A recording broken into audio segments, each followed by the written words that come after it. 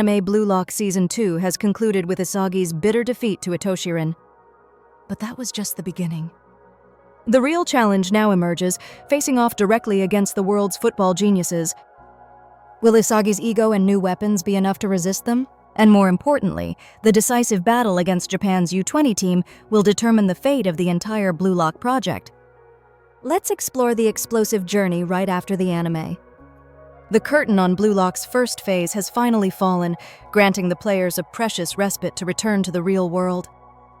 For Isagi Yoichi, everyday life now holds a completely different hue. The faded shot into the U20 Japan goal not only brought victory, but also etched his name onto the football map, transforming an unknown boy into a recognizable rising star. But deep down, Isagi understood better than anyone that this was just the starting line. The fire of Blue Lock had forged and permanently changed him. From the moment he stepped in, the path back no longer existed. While the players enjoyed a brief vacation at the Blue Lock headquarters, a grander plan was taking shape. Among the powerful minds, Igo Jinpachi announced Phase 2, a new chapter of explosive scale designed to captivate global attention. This news was like a stimulant, making the members' break feel urgent and more compelling than ever. And then the summons were issued, officially kicking off Phase 2. The immediate goal was clear: to filter and build a completely new U20 Japan team capable of competing in the U20 World Cup. To do this, Igo not only relied on talents from Blue Lock, but also recalled key members from the old U20 team, those who had tasted defeat. According to Igo's philosophy, environment is the ultimate key to unlocking potential. Therefore, Phase 2 would throw the players into the crucible of the 5 top European national leagues. This was no longer training, but a real gamble. The young men had to stake everything they had learned at Blue Lock to fly into the big ocean, beginning their journey of transformation into true professional players. The moment of choice had arrived, and paths began to diverge.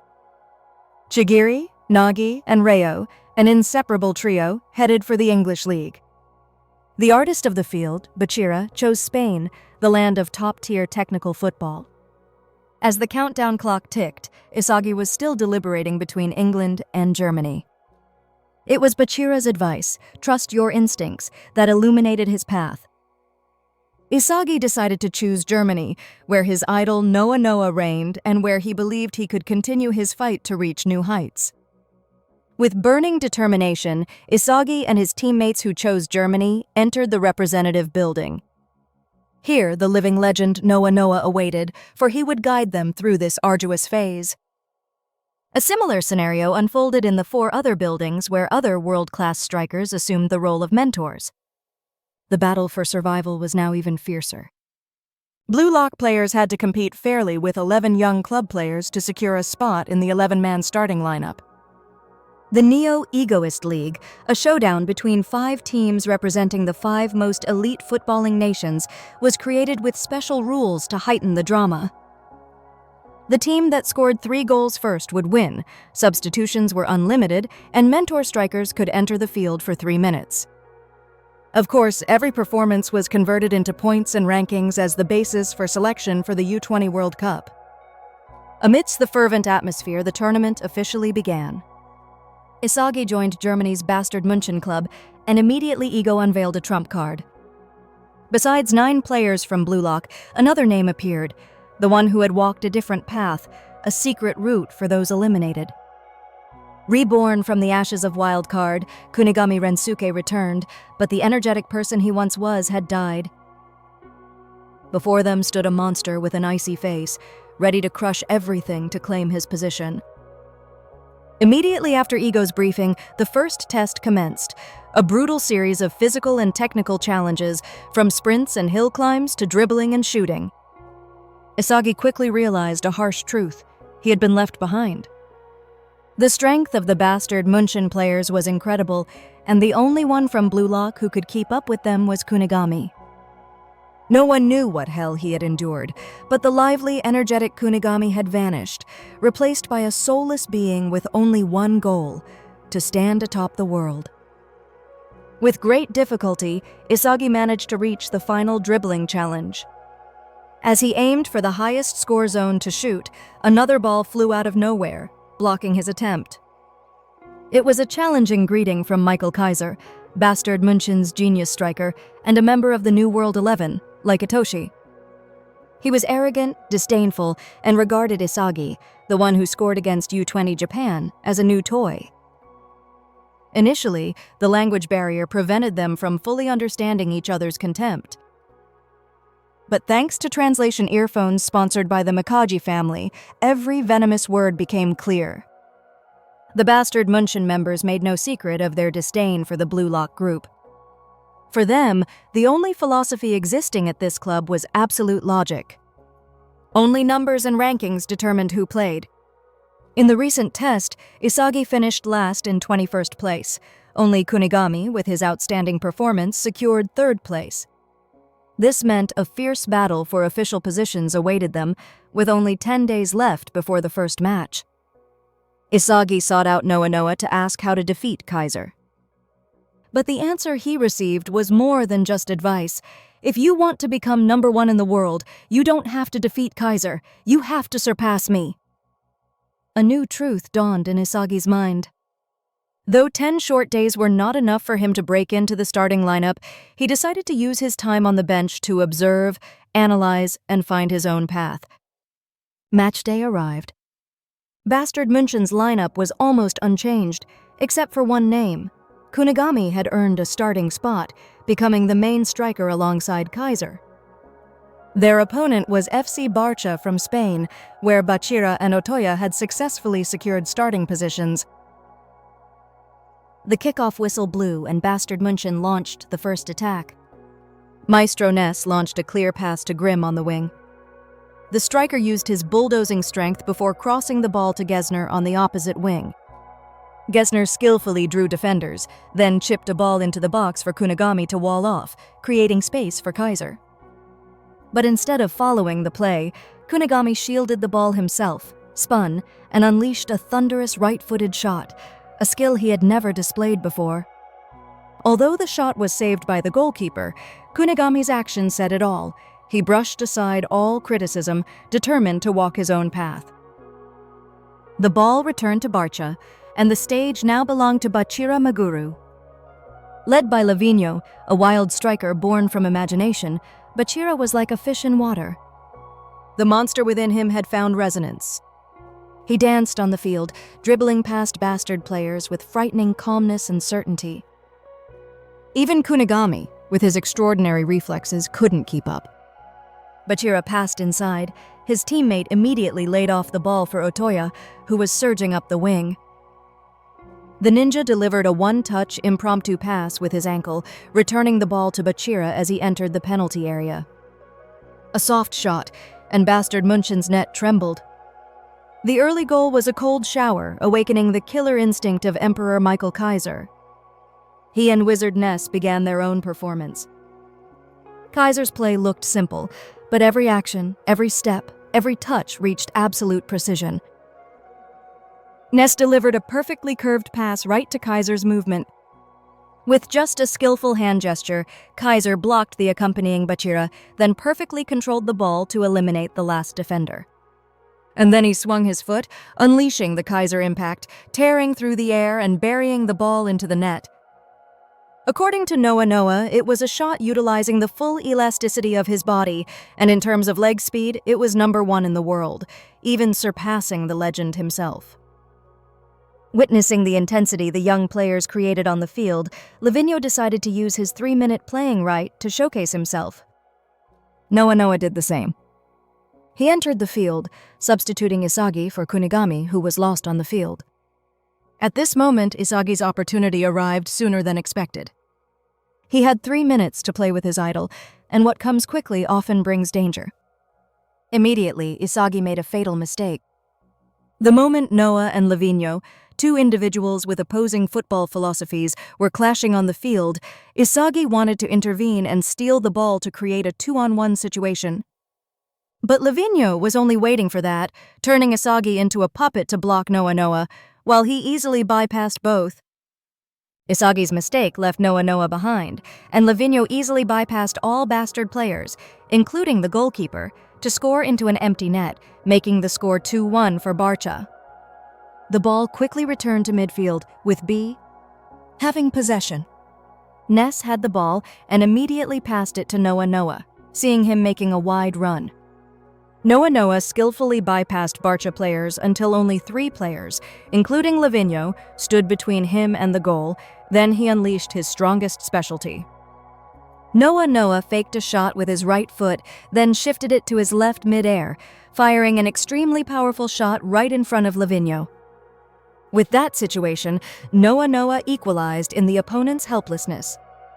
Indeed, the strongest weapon possessed by the striker considered number 1 in the world was his ability to shoot well with both feet and from every angle. Both Noah and Livigno demonstrated different levels of class with just 3 minutes on the field. After 3 minutes, Kunigami returned to the field. After being pressed by Isagi about wildcard, Kunigami revealed that it was an experiment to create vessels possessing physical and qualitative attributes like Noah. This also meant that the closest person to Noah was he who could overcome all to reach this place. Although the relationship between Kunigami and Isagi was not good at this time, both had to put it aside to focus on the upcoming match because Barcha players had possession. It must be said that the duo Otoya and Bachira coordinated exceptionally well. Their performance proved why both were in the starting lineup today. If Ness hadn't excellently read their play and stolen the ball from Bachira, he might have once again dribbled past everyone and scored. The ball returned to Ness. He immediately observed Kaiser and delivered a razor-sharp pass towards him. Isagi at this moment desperately craved to prove himself. He decided to charge in and snatch the ball that was heading towards Kaiser. But immediately after, Isagi fumbled and made a rather confusing shooting decision. The shot was immediately blocked, but luckily, Bastard still had control. Of course, this time no one would pass to him again. Isagi's instincts then fully activated. He once again rushed to steal the pass, heading to Ness's feet, then faked a shot and skillfully dribbled past Bachira. A cross immediately appeared. Kaiser quickly rushed in to receive it. But from the beginning, the ball Isagi passed was only aimed at the position where Kunigami was standing. Receiving an impeccable pass from his teammate, Kunigami immediately fired his signature left-footed shot, finding the back of Barcha's net, settling the score at 3-2 in a hard-fought overall victory for the entire Bastard München team. Despite the victory, Ness and Kaiser were still very angry with Isagi and Kunigami. A striker making such an assist was nothing short of a joke. But Isagi didn't care about that. He was ready to quarrel face-to-face with the 2 Germans until he got tired. Just then, Ego came on screen. He revealed that this tournament was actually being broadcast live to countless club owners around the world. Each player's performance would be ranked by their annual salary. The better they played, the higher their salary. This was called the Blue Lock auction floor and was where young players literally proved their worth. Isagi's current value was 17 million yen, and he was currently being invited by Berserker Dortmund. By the end of Phase 2, the 23 players, excluding foreign players with the highest salaries, would automatically secure a spot in the U20 World Cup squad. Another match had also just ended with Rin's brilliance as his PSG team excellently defeated Ubers by a narrow margin of 3-2. This phase truly attracted a huge number of fans watching via Blue Lock TV. For 500 yen a month, you could enjoy top-tier football. With this trick, they not only attracted big clubs to participate in the project, but also brought young players from Blue Lock into the spotlight, making them known to tens of thousands of people. But it would also be a double-edged sword. If they didn't get to play or couldn't perform well, that player's career was considered ruined, with no way to recover. Everyone had to focus and train to the maximum because in 10 days, Bastard München would face Manchester City from England, where Nagi, Reo, and Chigiri were waiting. More about Manchester City. The mentor striker here was Chris Prince, an extremely complete center forward with perfect body proportions. The philosophy of this club was insane speed and power to change the world. Hearing this was enough to understand how rigorously Nagi, Ryo, and Shigiri must have undergone advanced physical tests. 10 short days had passed, and their well-deserved reward was a starting spot in the match against Bastard München. On Bastard's side, Isagi, Kunigami, Yukimiya, Corona, and Gagamaru were the Blue Lock players chosen to start. This was a very successful initial step in their effort to take starting spots from the German players. The kickoff whistle blew, possession belonged to Bastard München, and they began to direct the ball towards Kaiser as usual. With his keen observation and judgment, Isagi once again intercepted the ball heading towards Kaiser's feet, just like before. But this time, instead of scoring, he was easily controlled and bypassed by Ryo. Ryo maximized Nagi's ability to draw defenders to charge straight towards the goal alone. He unleashed a skillful outside-of-the-foot shot, forcing Gagamaru to stretch to his limit to block it. The ball was immediately launched to Kaiser for a counterattack. But Shigiri, with his lightning speed, excellently intercepted the ball. He single-handedly dribbled powerfully down the left flank. Corona, Isagi, Kunigami, and Bastard's defenders were no match for the Red Panther number 44. Shigiri cut inside into the central area with incredible dribbling speed. Once he reached the ideal position, he unleashed a highly deceptive curling shot directly into the right corner of the goal. 1-0 for Manchester City, and Shigiri had made an enormous impact playing on the left wing. The match quickly resumed. Kaiser was still quite relaxed at this point and decided to pass the ball to Isagi to see what Blue Lock's ace could do. Isagi was the type of player who needed time and space to fully utilize his creativity and observation skills. But with the high-pressing style City was employing, this inadvertently made it extremely difficult for Isagi to play the ball. Fortunately, beside him, he still had Corona, someone who always trusted Isagi absolutely and played alongside him. The two constantly exchanged passes and combined to break through City's defense. Kunigami up front also drew defenders extremely well, creating a wide-open space in front for Isagi to run into. Just as Corona's pass was about to put Isagi through on goal, Kaiser appeared out of nowhere and stole it. But he was too complacent, leading to Shigiri clearing the ball right from under his nose. This clearance sent the ball to Ryo's feet. Ryo immediately passed it up to Nagi, waiting up front. Nagi turned, shielded the ball from two opposing defenders, neatly controlled it, then spun past both of them. In a flash, he surged into the penalty area, played a 1-2 with striker Aji, then volleyed the ball with incredible power.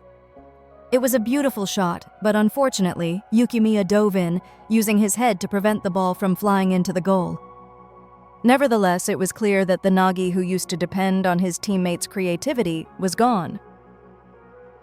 Now he acted entirely on his own calculations. He and his teammate Agi formed the most fearsome duo that City possessed. The match continued with a corner kick for City. Aji, with his superior physique, caused chaos in the penalty area. But luckily, Kaiser had tracked back to defend in time. A counterattack was immediately launched, very quickly. Kaiser and Ness combined with neat 1-2 passes to advance into the opponent's Zone 14. 5 Manchester City defenders had blocked all shooting angles right in front of the goal, but Kaiser didn't think so. He saw a small gap between them, and the Kaiser impact shot was immediately unleashed, piercing through that narrow opening and flying into the net, to everyone's astonishment. The score was now 1-1. Through this goal, Isagi also realized Kaiser's superior vision. Besides being good at shooting with the Kaiser impact, Kaiser was also extremely good at finding shooting angles, good positions, and processing information about other players' movements. Isagi began to learn Kaiser's habit of constantly scanning the entire field. He absorbed a plethora of information occurring on the field, then used his judgment to create an Isagi with a completely new style of movement. The beginning of this was an excellent interception and tackle from Nagi. Isagi dribbled forward alone, his mind constantly thinking. It continuously pointed out the positions of other players, their movements, and the most logical attacking direction to score. It was as if Isagi was controlling all the players on the field, including himself, to advance, using Kunigami as a decoy, then combining with Corona to put himself into the best open space to shoot. That plan was 99% successful, but Kaiser once again appeared to disrupt it by blocking the goal. This forced Isagi to change his shooting direction by shooting powerfully through Kaiser's legs. The ball flew with incredible speed towards the goal when Kunigami unexpectedly appeared out of nowhere. He volleyed spectacularly to score, raising the score to 2-1 amidst the excited shouts of the spectators. Isagi was utterly furious about this, believing Kunigami had stolen his goal and turned it into an unintentional assist. But since they were still leading, Isagi gradually regained his composure to continue analyzing the match. Meanwhile, on City's side, Nagi, fed up with having to create everything himself, turned to Ryo for help. He hoped they could play together again as before. Although Nagi had once abandoned Ryo to follow Isagi, deep down, Ryo always wanted to be the brain, the arms, and the legs for his friend to score. Nagi, carefree and thoughtless, felt the same way. He still wanted to reach the pinnacle of football with Ryo because the time they played together was incredibly happy for him. The wall separating the former dynamic duo was now broken. Both began to want to rise together. They created unbelievably coordinated plays. The only two who could read Nagi's plays were Isagi and Kaiser. But even if they could predict it, stopping it was a completely different matter. Ryo still managed to cross the ball into the penalty area perfectly for Nagi. He calmly faked a volley 5 consecutive times in the air to completely eliminate Isagi and Kaiser's marking. Then he shot powerfully into Bastard's net, equalizing the score at 2-2. The crowd erupted in emotion, but Agi wasn't happy because their goal was to stimulate Nagi's development so he could create and score on his own. But now he was relying on Ryo again. For Nagi personally, that goal brought him ultimate satisfaction because of the victory over Isagi, the person he always wanted to defeat in Blue Lock. But the problem arose within Nagi's psychology. Because until now, his only goal had been to defeat Isagi. Now that he had achieved it, what should he do next? This was something Nagi himself didn't know, so no one could determine it. Mentor striker Chris Prince on City's side also decided to enter the field to secure the victory. Noah didn't miss this battle either. He entered the field and would play as a defensive midfielder to closely mark Chris Prince. Bastard had possession. Kaiser had the ball and was immediately provoked by Chris. He played a one-on-one duel with him. But no matter what he tried, he couldn't get past City's striker. As the ball lingered in dispute, both Ryo and Noah quickly rushed in to steal it. But Ryo was the one who won. He immediately passed the ball to Chigiri, allowing the Red Panther to accelerate past a series of Bastard players and advance to his favorite spot to shoot. But luckily for Gagamaru's goal, Yukimiya had tracked back in time, blocking Chigiri's favorite shooting angle. However, the incredible dribbling speed of number 44 still eliminated Yukimiya, opening up a clear shooting angle, but Kaiser intercepted it, putting Chigiri in a very difficult situation.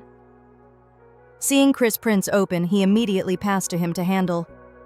The difficulty now was that he was facing Noah, who was marking him extremely tightly. All shooting angles were blocked, so Chris decided to execute a lob shot from quite a distance. The ball lingered in the air, heading towards the goal, confusing Gagamaru, who didn't know if it would fall to the right or left. It seemed Bastard was about to concede, but unexpectedly, Isagi sprinted back to the goal to clear the ball right on the goal line, saving Bastard from an almost certain goal. His superior vision had helped him predict the imminent danger to the goal, prompting him to gamble and rush to that position to block the ball. Thanks to Isagi's brilliant clearance, Bastard immediately launched a counterattack originating from Corona's feet. Once again, Isagi ran into the vast open space in front, preparing to receive a pass from Corona. But this time, Yukimiya appeared out of nowhere, stealing the ball right from Isagi's feet to create his own opportunity. To add, Yukimiya was suffering from a severe eye condition where his eyesight would significantly decrease with intense physical activity. Yukimiya knew his time was running out, and this ball situation would determine his entire future, so he decided not to pass to anyone. Yukimiya single-handedly dribbled past 6 City players until only 2 defenders stood in his way. Then he unleashed a zero shot. The shot had a sudden change in its trajectory, completely baffling the opposing goalkeeper. It seemed a goal was imminent when Chris Prince, from the other half of the field, surprisingly sprinted back like a beast, coldly denying Yukimiya's goal with a block right on the goal line. He saved City from an almost certain goal. Yukimiya was incredibly disappointed. But once again, he refused to cooperate with Isagi, trusting too much in himself. This was such a stubborn mindset that even ego, watching, couldn't accept it. Isagi was furious, but when he calmly considered the matter, he realized that Yukimiya harbored a protagonist complex, a feeling that Ryo also possessed, and it had propelled him to an entirely new level in the match.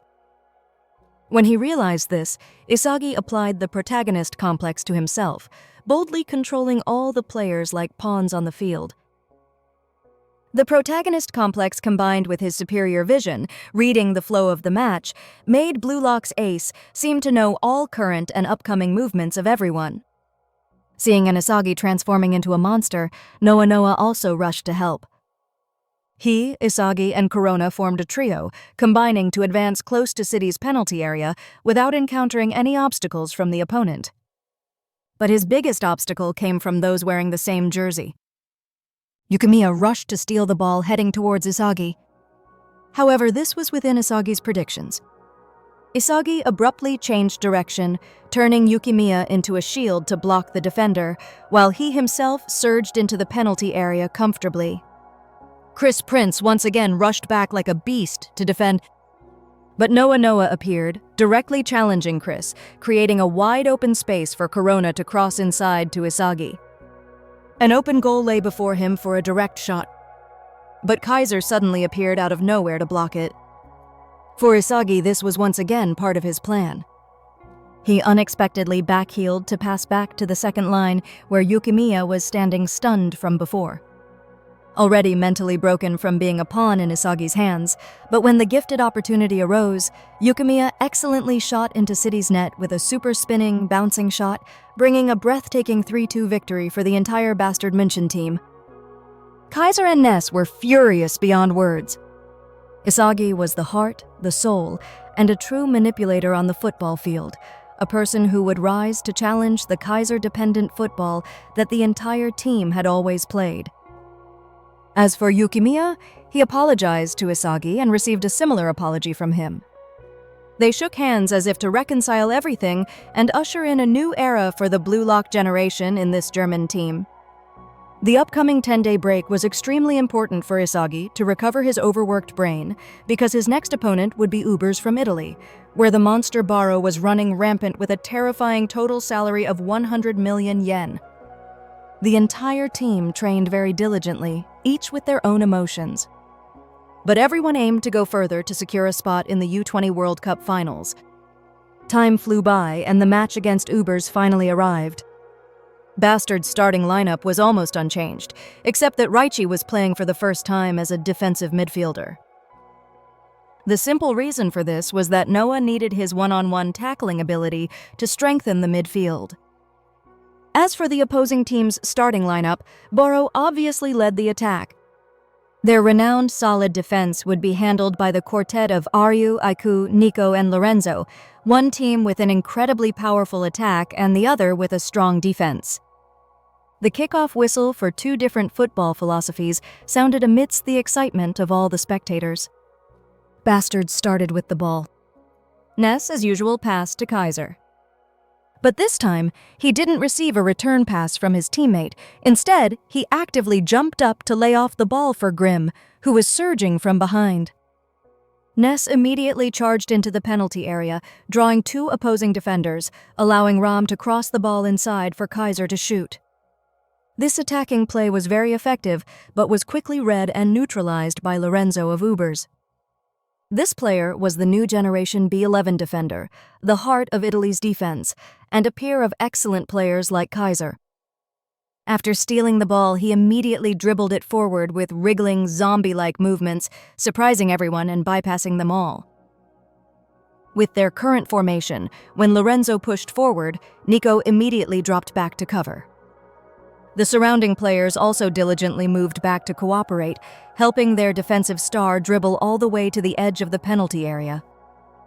With a fake shot, Lorenzo drew all of Bastard's defense towards him, leaving Baro alone, charging like an arrow from the wing. A cross was immediately delivered. But Isagi, from seemingly nowhere, tracked back very quickly to block the ball right from Baro's feet, to everyone's surprise. With his supervision activated, Isagi immediately identified the pieces to create a goal. As usual, he played a 1-2 with Corona to stretch the opposing markers. Taking advantage of Lorenzo marking Kaiser one-on-one, Isagi used Yukimiya as a shield to maintain his speed and charge forward. It was the same old play. Blue Lock's ace passed the ball to Corona, then sprinted into the space between Aiku and Nico. Corona, always so subtle, delivered a perfectly weighted pass for Isagi to take a direct shot in a one-on-one situation. Despite Ness rushing in to interfere by blocking his dominant foot, Isagi confidently swung his left foot to shoot, raising the score to 1-0 amidst the cheers of the crowd. Through training sessions with Kunigami and distant Bachira and Chigiri, Isagi had finally unlocked his left-footed shot, the potent weapon Kunigami often used to score. The opening goal surprised everyone. Lorenzo also decided to stay in his defensive position to prevent their defense from being breached as before. Ubers quickly launched an attack to equalize, but Isagi once again read the flow of the game and stole the ball from Baro's feet in the nick of time. However, as soon as he had the ball, 3 Ubers players immediately rushed in to reclaim it, surprising Isagi and causing him to lose possession instantly. Nico dribbled forward, playing a 1-2 with Sendo. Even Baro participated in this combination to disrupt Bastard's defense. When everything was chaotic, both Nico and Sendo immediately spread out to both sides to obscure the goalkeeper, creating space for Baro from the second line to comfortably unleash a deceptive shot that left Gagamaru rooted to the spot. The score was 1-1, and Ubers had earned a deserved reward for diligently serving their king in attack. The stubborn Baro of yesteryear had finally clearly evolved. This was largely thanks to mentor striker Snuffy, who had achieved countless accomplishments and was a tactical master with countless effective plays. He had made Baro empathize with his sincerity that football was a profession and that he should follow him to become a successor striker, even better than Snuffy himself. Now that Baro had evolved and the Ubers team was operating with an extremely tight strategy, Bastard was in a difficult position, unable to find a way out. On the defensive front, Lorenzo and Aryu easily neutralized Kaiser and Ness. Meanwhile, Nico, with superior vision much like Isagi, also excelled at blocking every attacking move that Blue Lock's ace was trying to create. The game situation on the field was easily understandable. One side was 11 players united as a single entity, while the other was divided into 2 attacking halves and even fought over the ball among themselves. Isagi had to worry about predicting opponents' future actions, and also predicting and stealing the ball from his teammates. However, one troublesome individual for him was Ness, who was currently in an extremely unstable mental state. Unable to help Kaiser for a while, Ness became very panicked, and quickly had the ball stolen by Kunigami. He dribbled straight forward without bothering to look for anyone to pass to, forcing Isagi to also rush in to steal the ball. Nico also intended to intervene. He used his superior vision, focusing so intently on Isagi that he forgot about Reichi, who had appeared behind him to block him. Blue Lock's ace didn't miss this opportunity to steal the ball back from Kunigami's feet and immediately combined with Corona in the old play. When the ball returned to his feet in a one-on-one situation, Uber's Aiku had read this play with eyes just like supervision. He blocked all possible shooting angles, left or right, for Isagi. This forced Isagi to immediately pass to Yukimiya, who was surging forward unchallenged. Lorenzo had to rush to Yukimiya to close the space. This also meant allowing Kaiser to comfortably charge in and receive a cross from Isagi. He calmly chipped the ball to eliminate Sendo, then was suddenly fouled by Aryu, sending him flying into the air. Kaiser didn't even bother to fall to earn a penalty. He decisively unleashed the Kaiser impact in a bicycle kick, firing into Uber's net to everyone's dread, and the score was now 2-1 for Bastard München. But even though he had scored, Kaiser was furious because he understood that the goal was entirely within Isagi's calculations. The interesting rivalry between Blue Lock's ace and this young World 11 striker made Snuffy eager to enter the field immediately. But this was also what Noah had been waiting for. The two mentor strikers entered the field, and the most intense 3 minutes officially began. Snuffy's entry onto the field changed Uber's tactical system. They pushed both Nico and Lorenzo up to attack with a terrifying, relentless tempo. All of Uber's attacking players constantly exchanged passes in the midfield, which even Isagi's supervision couldn't stop. Snuffy was truly the king manipulating the field at this moment. Kaiser's supervision, combined with Isagi's, saved their team from almost certain goals. But the more attacks failed, Snuffy's genius mind immediately began to devise other plays. The difference with this mentor came from his proficiency in both jiu-jitsu and his willingness to step back and prioritize the team's success. Snuffy made even Noah acknowledge that he was the #1 player in the world in overall ability, and Noah had not yet figured out how to dethrone him. Sometimes patience also opened a new path. Noah had told Isagi this before continuing the match, making him devise a new plan to defeat the brilliant mind on the opposing side. Isagi immediately went to Raichi and briefed his teammate. Mark Snuffy one-on-one within a 2-meter radius, in a semicircle like a protractor. This method would significantly limit Snuffy's passing options and help Isagi intercept the next pass from the opponent. The strategy was perfectly logical. Thanks to Raichi's tenacity and excellence in tracking Snuffy, Isagi successfully stole the ball back, initiating a new counterattack for Bastard. But unfortunately, Aiku seemed to have anticipated the situation, quickly reclaiming the ball from Isagi's feet and delivering a deadly through ball directly to Baro, putting him in an extremely dangerous one-on-one situation. Thanks to Raichi and Isagi's active defense up front, Bastard's defense now had cover to deal with this ball.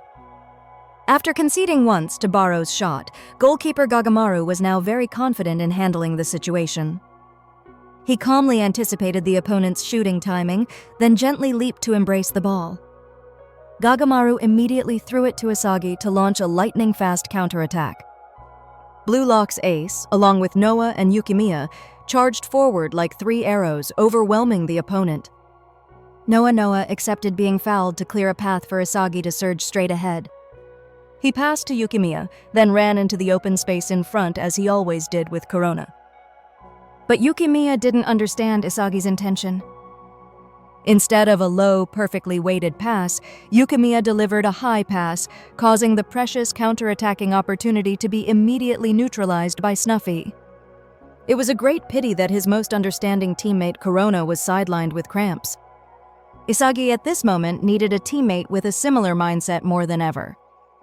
But for now, he had to put it aside and focus on tracking back to defend. Isagi had already realized that Uber's players organized their plays in a very rigid machine-like manner, exactly as Snuffy instructed. This made it easy for him to read their plays. Even a formidable force like Baro couldn't escape the superior vision and encirclement that Isagi possessed. Today, Baro had been read by Isagi 4 times, and that was more than enough for the pride of a king. Baro, in his fury, stirred up the field, drawing all his teammates to follow his upcoming strategy, completely disregarding Snuffy's tactics. When the ball returned to Baro's feet outside the penalty area, both Isagi and Kaiser had appeared to cover all possible shooting angles. Baro continuously performed fake moves, then pushed the ball back and forth to find an open space to shoot. When the moment was ripe, Baro immediately swung his leg, shooting through the narrow gap between Isagi and Kaiser, who had barely shifted their feet in a split second. The ball flew powerfully like a laser beam directly towards the position where Snuffy and Noah were standing. Snuffy skillfully shielded to eliminate Noah, then lifted his leg, allowing the ball to smash directly into the net, equalizing for Ubers in an emotional moment. Rewinding to the past, Snuffy had achieved countless successes with his best friend, but then both indulged in hedonism, leading to losing everything. His friend then ended his own life, leaving a Snuffy who no longer yearned for the ball. But now, witnessing a fierce and powerful Baro, Snuffy no longer wanted to retire. His passion for the round ball had returned. Back to the action on the field, the 3 minutes for the 2 mentor strikers had expired, and they had to quickly leave the field for the match to continue. So, Corona was still unable to play, so Isagi boldly nominated Hiyori, a player he believed could make a difference and bring victory. Noa clearly could not accept Hiyori because his training results were not as good as other members. But this was the first time that Hiyori, who had always hated football due to his family's expectations and dreams, stood up to ask to play. He was confident that he would become the shadow for Isagi to shine because both shared very similar eyes and minds. After some thought, Noa allowed them both to play, on the condition that if they failed, they would immediately lose their spot. The decisive kickoff of the match finally took place. Ness and Kaiser were determined not to let Isagi surpass them. Both constantly showcased their skills in the midfield area to create space for Kaiser to charge straight into the opponent's penalty area alone. Kaiser's superior vision helped him quickly spot a shooting angle. But that arrogant Kaiser impact shot was easily blocked by Lorenzo's head. The ball rebounded to Isagi, but it was quickly cleared to Hiyori, whose eyes had anticipated the move, and he ran to get the ball. Hiyori was immediately pressed by Baro and Nico. He was overwhelmed by the intense match and lost the ball, thus opening up an extremely dangerous counterattack opportunity for Ubers. For Ubers now, they were a loyal army who would assist Baro in scoring by any means possible. In return, Baro had also demonstrated his determination to win by being willing to track back all the way to the midfield to help regain possession. Baro had made the Ubers team fall in love with themselves to the extreme. This made Hiyori ecstatic about football. At this moment, he would be the golden key to unlocking success for Isagi. Since they first met at Blue Lock, he had found his true purpose. From now on, Hiyori would live to serve Isagi to become king. As a testament to that determination, coupled with his superior vision, he immediately stole the ball from Lorenzo's pass. With a directorial playstyle, Hiyori danced with top-tier technique in the midfield area, then delivered an extremely perfectly weighted lobbed-through ball for Isagi, who was making a run. Blue Lock's ace chipped the ball once, completely eliminating both Aiku and Lorenzo who were marking him, but just as he swung his leg to shoot, Kaiser appeared out of nowhere. He shot at Isagi's ball, turning it into a powerful shot. However, its trajectory was not accurate, allowing Baro to track back in time to block it. The ball soared into the air amidst the scramble of players from both sides. Finally, Hiyori was the one who got it. He immediately looked for Isagi to continue the pass. But in this moment, Hiyori's mind briefly wandered with the thought, why was he fulfilling Isagi's expectations? If he accidentally lost football, would anyone still love him? And then Hiyori remembered what Karasu had once told him. Try to have expectations for yourself. That seemingly simple sentence awakened Blue Lock's number 23 player. Hiyori was born to play football, and he immediately swung his leg to shoot towards the goal, to everyone's surprise. The shot carried much of Hiyori's hope, but unfortunately it was blocked by Sendo and ricocheted off the crossbar, a great pity. Hiyori had dared to bet on himself. Although it failed, it was the clearest proof of his growth.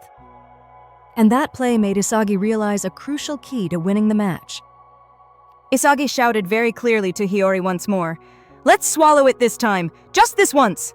Hiyori decided to fight to the end, aiming for the dream that Isagi pursued day and night. The ball returned to Hiyori's feet after a heroic defensive effort by his teammates. For the first time, the number 23 player's movements were unusually fluid.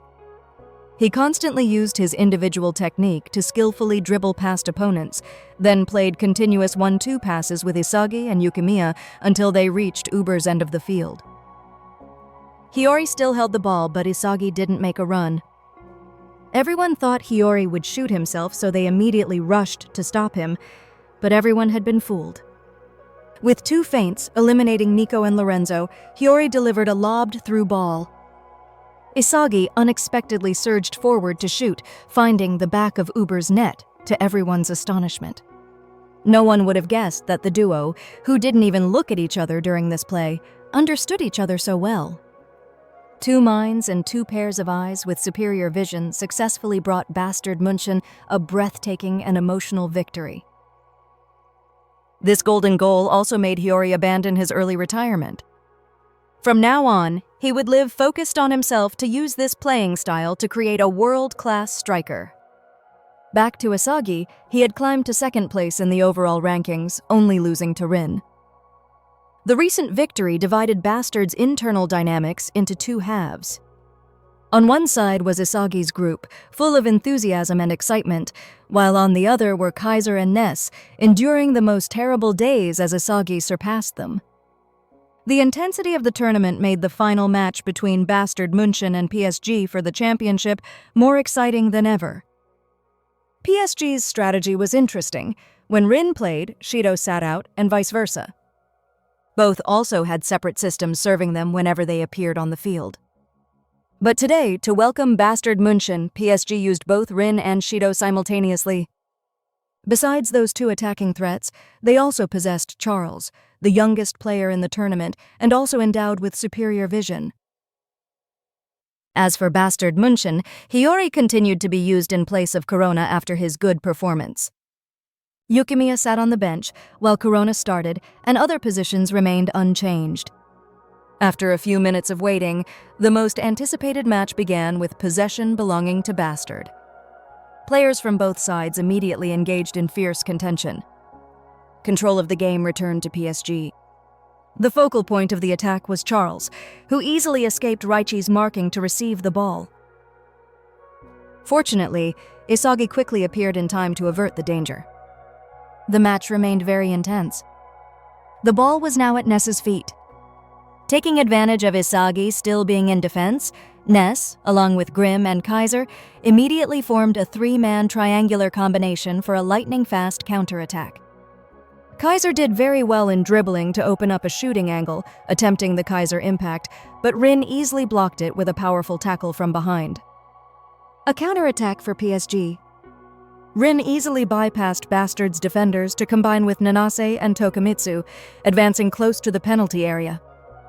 Nanase, with his solid physique, excelled at shielding and drawing defenders to pass to Rin, who was in an open position, preparing to shoot. But Isagi and Kaiser had tracked back in time to block. Once again, Sei's younger brother proved why he was Blue Lock's top player. With one hand, he lifted Isagi, while below, he leaped out of Kaiser's reach to unleash an incredibly powerful shot in midair. This ridiculously illogical finishing situation was luckily blocked by Hiyori. Otherwise, Bastard would surely have conceded. The danger to the goal was not over. The ball lingered in the air and belonged to Karasu. He skillfully kept the ball, drawing attention to himself, then unexpectedly backheeled to Charles. Not a shot, not an assist for Rin, Charles simply delivered a superb pass directly into the penalty area, where Shidou was charging like a bloodthirsty beast, heading the ball into Bastard's net. This goal was almost identical to the one Isagi and Hiyori had scored against Ubers. No prior calculation was needed. It was simply a goal where the passer and the finisher found each other through a connection between two superb performances. The one who delivered that assist, Charles, was truly too great a threat, so much so that even Hiyori's eyes couldn't keep up. A small tactical change was implemented.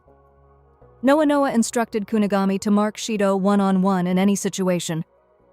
And this yielded extremely significant results. Kunigami blocked all of Charles's passes heading towards Shidou.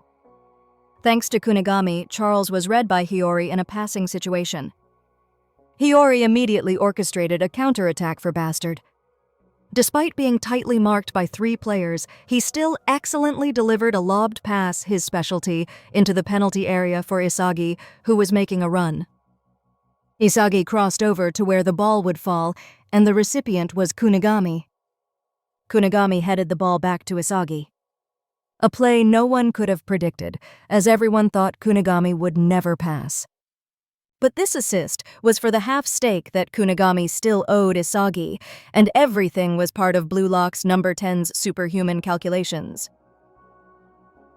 From up front, Isagi faced the goal.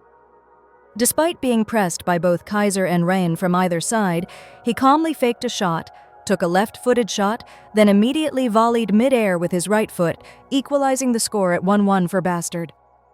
From that moment on, with Isagi as the center, Bastard played noticeably better, and the players supporting Isagi were also evolving very quickly. This led Noah to decide to take Grim off and replace him with Corona, someone who was also wholeheartedly dedicated to Isagi's success. This change also meant that the Kaiser-centric football was now just a duo of Kaiser and Ness. Continuing with the match, seeing Shidou being so tightly marked by Kunigami, Charles, utterly frustrated, asked to be substituted without bothering to help Rin, who was being double-marked in front. This difficult situation forced Rin to pass, and the ball was quickly intercepted by Corona. While searching for Isagi to prepare a counterattack, Corona had the ball stolen by Kaiser. Kaiser immediately combined with Ness as usual to advance the ball into the edge of the penalty area. Kaiser, impatient, decided to execute the Kaiser Impact Magnus shot, a shot combining the power of the Kaiser Impact with the curl of an outside-of-the-foot flick, which sent the ball off target. Clearly, Kaiser had only practiced this move in training and had never used it in a match. The missed shot further diminished his morale. Kaiser's personality was shaped by his past, living with an alcoholic father. Kaiser was beaten daily. That unhappy childhood created a malicious Kaiser. Now, Kaiser realized that if he kept devouring the weak and obsessively protecting his status, he would never advance further. From this moment on, Kaiser would discard everything to start over from scratch and build his most perfect version. The beginning of this change was Kaiser ignoring cooperation with Ness. He actively sought to combine with Raichi and constantly operated independently across the field to find a goal. Kaiser aimed for the gaps when Isagi made errors in distributing the ball, forcing Kunigami to play a 1-2 with him when he couldn't move due to Shidou right behind. He did everything only because he wanted to score himself, but his excessive desire caused Kaiser's plays to lack noticeable sharpness. Kaiser's opportunity faded just as the trio of Hiyori, Corona, and Isagi formed a dangerous attacking triangle. They almost scored if Charles hadn't unexpectedly regained his motivation and appeared to clear the ball. The ball stopped at Ness's feet. He immediately found Kaiser and passed it back to him to shoot. But Kaiser, lacking confidence at this moment, actively laid off the ball to the second line where Corona was waiting to receive it. Corona was forced to choose between passing to Kaiser or Isagi, as both had started making runs very quickly.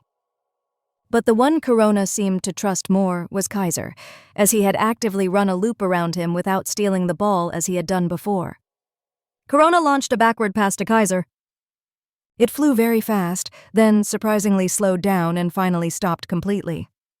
It was perfectly timed for the World 11 striker's leg swing. With all conditions aligned, timing, position, and opportunity, the Kaiser Impact Magnus was immediately unleashed. The shot, carrying Kaiser's incredible desire, curled into an arc with extreme power, flying straight into PSG's goal, leaving the goalkeeper helpless as he watched the ball nestle into the net. The score was now 2-1, and Kaiser's emotions were exploding more than ever. Kaiser thanked Ness for the past period and told him to go find a new king to serve because from now on, Kaiser would be a free individual. An individual who tended to develop abilities from established rules and roles. He, along with his new path, would fight to the end to decide victory or defeat with Isagi in this final decisive goal. Returning to the action on the field, PSG was now in an extremely difficult position. Shidou's attacking wing was locked down by Kunigami, while Rin's other wing was constantly pressed by the trio of Isagi, Hiyori, and Kaiser. Isagi manipulated the field so masterfully that Rin was like a mere puppet in his massive tactical chessboard. Or even Kaiser knew he was fighting alone. Isagi, along with Corona and Hiyori, proactively combined around Kaiser, making him furious and charged straight into the penalty area immediately. This run was also calculated by Isagi beforehand. It had attracted many defenders, creating space for Blue Lock's ace to surge towards the opponent's goal. But unfortunately for him, Rin had now activated his destructive mode. With his tongue sticking out and constantly drooling, he combined and dribbled at full speed like a perfect, flawless machine. To stop Rin, Isagi, Kaiser, and even Ness had to track back to win the ball back at all costs. The field at this moment was entering its most intense phase, with outstanding individuals on the field. Rin was now nothing short of a bloodthirsty beast playing football with his entire life. He glided powerfully, making it impossible for anyone on Bastard to mark him, constantly playing 1-2 passes with his two satellites, Tokumitsu and Nanase, to create space. When even Isagi couldn't keep up with him, and the goal was wide open, Rin unexpectedly decided not to shoot, but to pass back to Charles, to everyone's surprise. No one understood this self-losing individual, but it was simply because Rin didn't want to score a goal that wasn't satisfying for him. What Rin aimed for was perhaps even further than anything Isagi could conceive. Rin passed the ball to Charles and tacitly asked the young man to assist him. Charles, enraged, dribbled to the byline, then delivered a spectacularly artistic Rabona cross into the penalty area. The ball's landing point was perfectly weighted for both Rin and Shidou, who were powerfully charging in. Kunigami had been neutralized by Gagamaru, allowing the monster Shidou to slip past. However, he had no chance to compete with Rin for the shot, because Rin's diagonal run had completely fooled Shidou. The only person who tracked Rin's play was Isagi. The fated situation between Blue Lock's fiercest rivals unfolded in an impossibly intense manner. Isagi, disregarding everything, charged straight into Rin to block the goal at all costs. But suspended in midair and tightly hugged by Isagi, this tongue-flapping monster still managed to unleash an incredible shot. It flew past Bastard's entire defense and lodged directly into the corner of the net, equalizing the score at 2-2 in an emotional moment. Rin was ecstatic, even though he was bleeding from the collision with Isagi. This terrifying monster instinct delighted Kaiser and even mentor striker Julian Loki, who was excited and decided to enter the field to battle. On Bastard's side, Isagi predicted all ball situations, but could not stop Shidou's acceleration to escape and Rin's incredible shot. He was determined to put everything he had into this decisive goal to defeat his arch-rival once and for all. Noa also entered the fray. He even substituted Igaguri into his team to create immense pressure on the opponent. Bastard started with the ball with a smooth combination between Noa and Isagi, which went very well until Loki appeared and stole the ball with his absurd speed. This speed was like a flash of light, moving so quickly that no one could keep up. Loki single-handedly dribbled past a series of Bastard players, then passed to Rin in a very open position, but the hero Igaguri appeared just in time. He jumped in to challenge Rin, then flopped, causing the referee to blow a foul on Rin. This was an extremely effective tactic to neutralize the bloodthirsty monster rampaging on the field. At this moment, possession returned to Bastard. Noa used Isagi as a decoy to play a very smooth 1-2 with Kaiser. Only then did Isagi realize that Noa was so attentive to him in order to use him as a launchpad for Kaiser's continuous development. His true purpose, in the end, was only to help Kaiser become more perfect and compete with himself, to help the name Noa become even stronger. Isagi was incredibly annoyed when he realized this, but at this moment, he helplessly watched Noa and Kaiser combine to advance close to the penalty area. PSG's defense had no choice but to foul Noa, opening up an extremely favorable free kick opportunity for Kaiser with his Kaiser impact shot. A powerful in-step-out-step curling shot made the ball curl directly into the left corner of the goal, to the goalkeeper's utter surprise. While everyone had already thought of a goal for Bastard, Loki, with his terrifying speed, sprinted straight into the goal to clear the ball right on the goal line in a flash. Possession belonged to PSG, and they launched a counterattack where no one could mark Rin until Igaguri appeared. He once again made the monster on the other side lose his composure and foul him, directly preventing an extremely dangerous counterattack. The ball returned to Bastard, but Isagi was currently burdened by matters outside the match. After some thought, Isagi truly woke up to continue fighting. He no longer held enmity towards Rin, no longer harbored murderous intent towards Kaiser, and no longer admired Noah. Isagi would discard everything to evolve to a new level.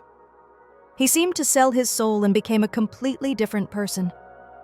He used Kaiser to block Rin's shot, even willing to declare war on both Loki and Noah on the field. And Isagi, in his fiercest fighting state, was born, and he was beginning to invite Kaiser to cooperate with him in this final goal. The first handshake between them initiated a battle combined with the strongest prodigies who had ever appeared. This transformed Bastard into a team that played incredibly well with short passes, something they had never achieved since the beginning of this phase. Soon enough, the ball reached Isagi's feet for him to face the goal. The two-footed volley in midair was immediately fired but was blocked by a diving Karasu. The ball continued to bounce to Kaiser. The Kaiser Impact Magnus was unleashed, but was once again blocked by Charles. Kaiser and Isagi's cooperation also excited Shidou, who proactively combined with Rin to aim for victory. The synergy of superior individuals turned both Bastard and PSG into two of the strongest united forces. The field was a battlefield only for those who deserved it. Therefore, when the trick of marking Rin was read, Igaguri helplessly left the field because all his other skills were insufficient. Despite begging to stay, Noah's answer was still no. This meant that Igaguri's football career also ended here. Yukimiya was chosen as a substitute, and Bastard now had 7 Blue Lock players in the starting lineup. A powerful attacking triangle of Yukimiya, Kaiser, and Isagi was immediately formed to penetrate PSG's defense. With a team currently cooperating so well, Yukimiya's breakthrough ability was like a fish in water. He used both Kaiser and Isagi as walls to surge forward and shoot himself. Although the shot was blocked by Charles, it luckily rebounded to where Isagi was standing. Without much time to think, Isagi immediately passed the ball to Ness for him to play a 1-2 back to Isagi's run. But Ness, after receiving the ball, fumbled, looking for Kaiser to pass to, and immediately lost possession in a flash. In the end, Ness only played football because he wanted Kaiser to be king, and that mindset was now out of place on a battlefield where everyone fought for themselves. Even if scolded, Ness could not abandon that thought, so Kaiser had to once again brush Ness out of his sight.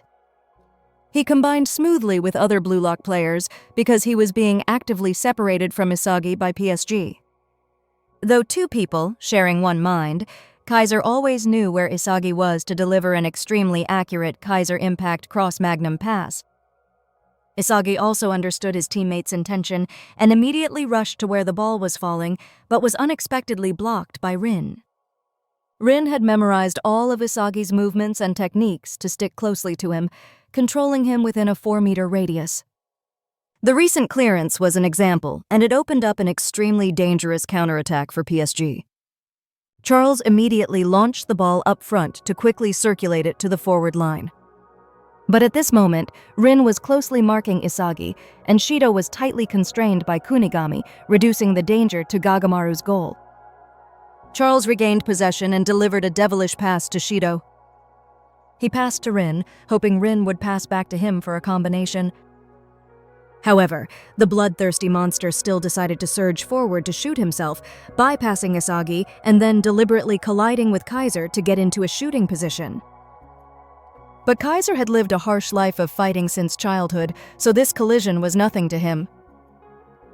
The World 11 striker, while shielding Rin, spun in mid-air to clear the ball right from under the PSG striker's nose, which excited even Isagi.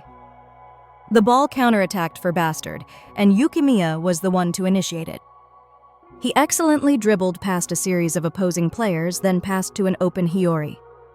The number 20 director showcased a series of his skills to bypass Karasu, then delivered an over-the-top pass to Kaiser to shoot.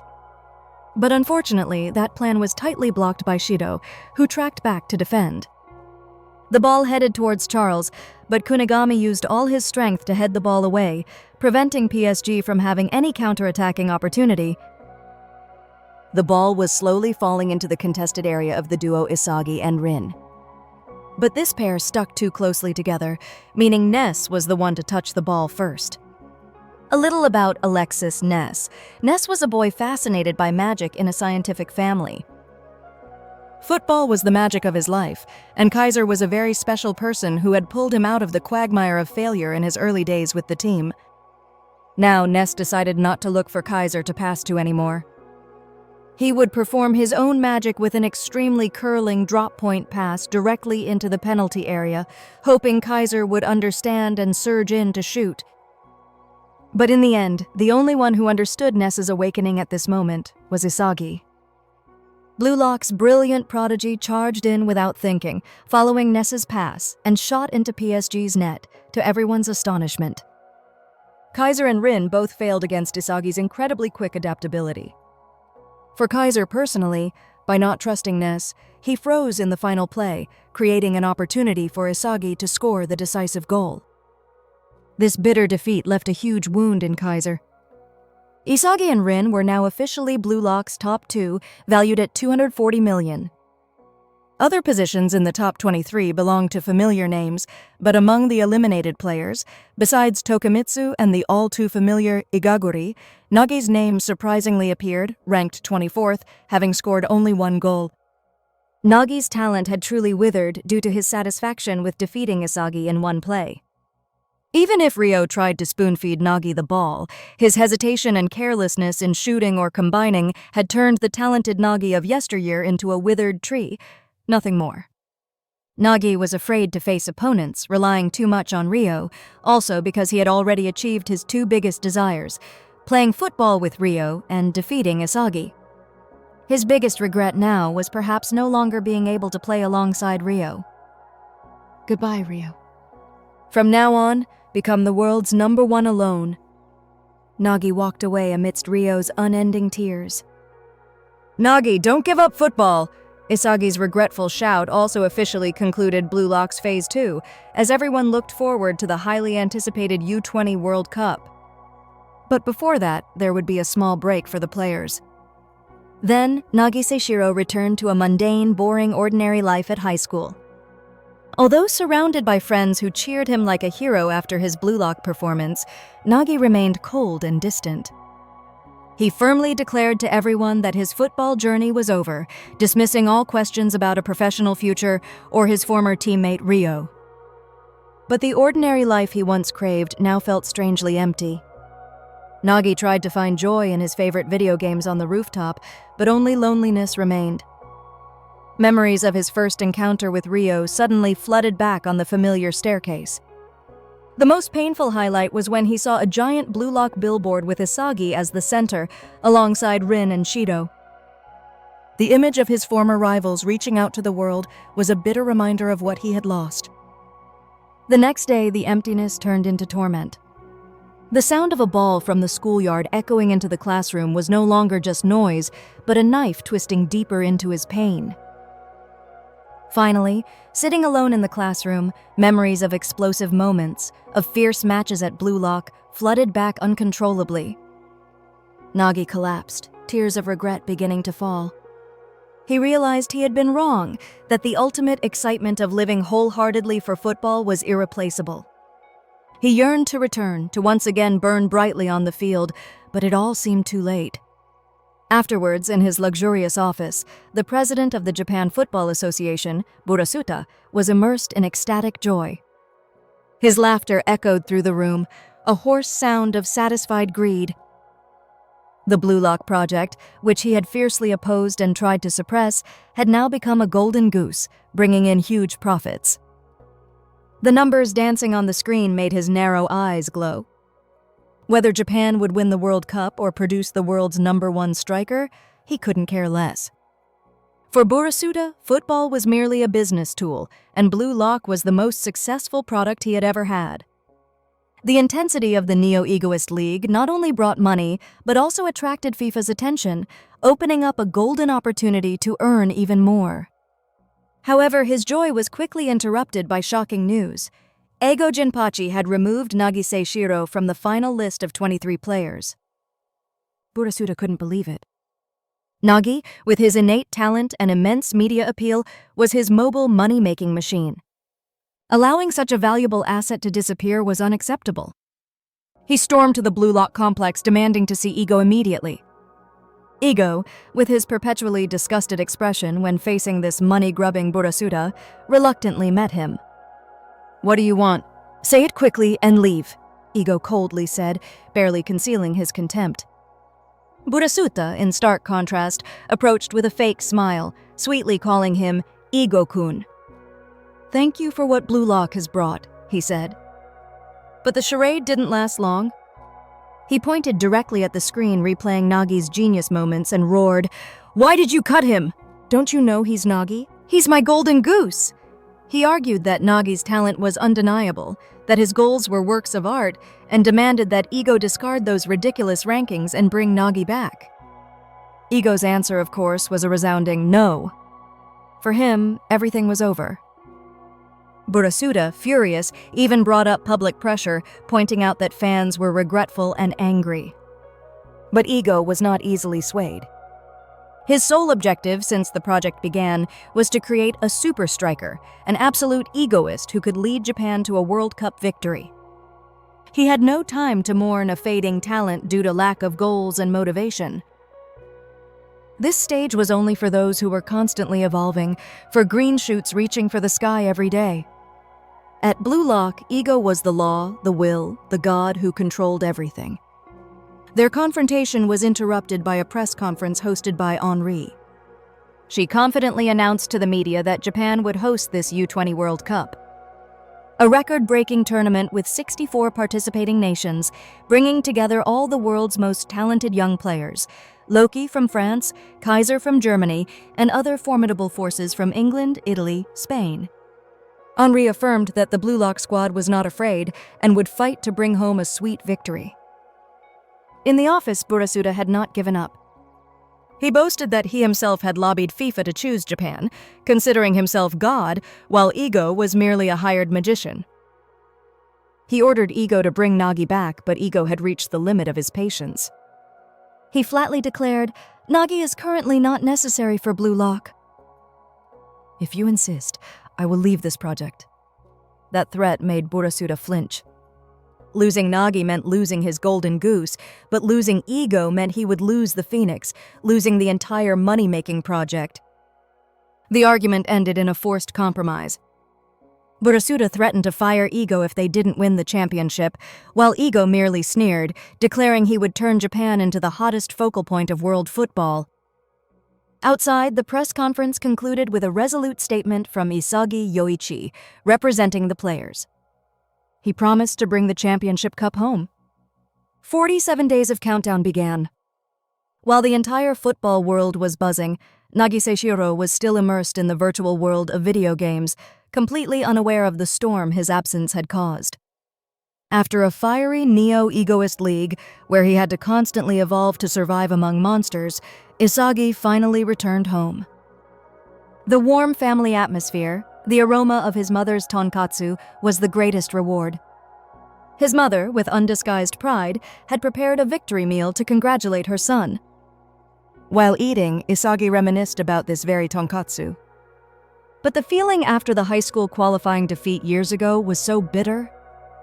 Today it tasted sweet, the flavor of a victor. The one who had risen to Blue Lock's #1 position, on par with Itoshi Rin. His parents couldn't hide their happiness seeing their son grow, become famous, and secure valuable contracts. The warm family conversation was interrupted by a mail carrier. It was a package from Blue Lock, inside a stack of old CDs, plane tickets, and a brief letter from Ego.